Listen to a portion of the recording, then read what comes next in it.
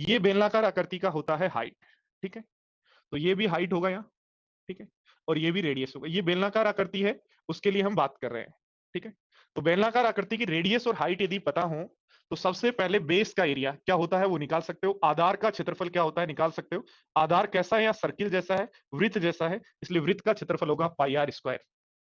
वृत्त का क्षेत्रफल होगा पाई आर स्क्वायर। आगे ध्यान दो, देखो वृत्त के क्षेत्रफल के बाद यदि बेस के एरिया के बाद वॉल्यूम आयतन की बात करें तो याद रखो बेस का एरिया, कोई भी ऐसी आकृति जिसका बेस जैसा है वैसा का वैसा एच हाइट तक उठा दिया जाए तो उसका वॉल्यूम होता है बेस का एरिया इंटू हाइट। बेस का एरिया इंटू हाइट, तो बेस कौन है, यहाँ सर्किल है, इसलिए सर्किल का area into height pi R square into H. ये वॉल्यूम बेस का एरिया हो गया। पार्ट की बात, ठीक है, इसका बेलनाकार पार्ट कौन सा होगा, वक्र पृष्ठ कौन सा होगा, तो ये वाला जो पृष्ठ है, ये वाला जो पृष्ठ है ये वक्र पृष्ठ होगा। और ये वाला पृष्ठ यदि हमें निकालना तो ध्यान दो, इसको मैं यहां से काट दूं तो ये आपके पास ऐसी कुछ आकृति बनेगी। और ऐसी कुछ आकृति बनेगी जिसमें ये तो एच ही रहेगा। ये क्या होगा, तो ये जो नीचे आपने सरकमफ्रेंस है यहाँ पे, किसी भी सर्किल की सरकमफ्रेंस क्या होती है, 2 पाई आर होती है। क्या होती है, 2 पाई आर। इसका मतलब ये हो गया 2 पाई आर। और जब आपने इसको खोला, इस ढक्कन को यदि हम, इस कैप को यदि हम काट के यहाँ से खोल दें तो इस प्रकार की एक सीट बनेगी जिसमें आपको पता लग गया कि ये तो 2 पाई आर है, ये एच है और ये आयताकार सीट है, तो इसका एरिया क्या होगा, तो हम क्या कर देंगे 2 पाई आर एच, वक्र पृष्ठीय क्षेत्रफल या क्वाड सरफेस एरिया।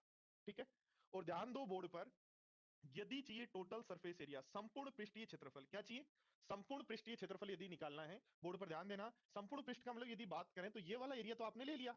अब कौन सा एरिया बच गया, टॉप का एरिया, और किसका एरिया बच गया, बेस का एरिया। और टॉप का और बेस का एरिया यदि बच गया तो हम क्या करेंगे, 2 पाई आर एच में बेस और टॉप का area 2 pi R square add कर देंगे। ठीक है, एक बात समझना, क्या समझना, यदि पानी की टंकी आपकी बेलनाकार जैसी है, बहुत इंपॉर्टेंट बात है, पानी का टैंक यदि बेलनाकार है और उसके अंदर यदि आप बात कर रहे हो टोटल सरफेस एरिया की, पानी का टैंक यदि आपके पास है, पानी के टैंक की जब भी बात करें, कोई ऐसा गिलास जिसमें पानी भरा हुआ है उसकी यदि हम बात करें, ठीक है, तो हर केस के अंदर याद रखना, जैसे ये यदि हमारे पास वो बेलनाकार आकृति है तो ध्यान देना, क्या ये ऊपर से भरा सॉलिड है, नहीं, ये ऊपर से सॉलिड है क्या, नहीं है, खाली होता है। जब भी पानी का हौज, पानी का टैंक यदि हम बात करें तो उन सभी केस में, गिलास, कप, उन सभी केस में ऊपर वाला पार्ट हमारा क्या होता है, खाली होता है। इसलिए जो टोटल सरफेस एरिया आएगा वो बेस वक्र पृष्ठ का क्षेत्रफल 2 पाई आर एच आएगा, प्लस ओनली बेस का एरिया, दोनों नहीं, ओनली बेस का एरिया पाई आर स्क्वायर। इस पर बेस्ड क्वेश्चन लास्ट कई एग्जाम्स में आए हैं, और जब हम एग्जाम में होते हैं तो ये चीज हम समझ नहीं पाते, और समझ नहीं पाने के कारण क्या होता है कि हम इसको 2 pi R H plus 2 pi R square ले लेते हैं टोटल सरफेस एरिया टैंक के केस में, और उस केस में फिर अपना क्वेश्चन गलत हो जाता है या हम सोल्व नहीं कर पाते, कैलकुलेशन अपनी बैठती नहीं है।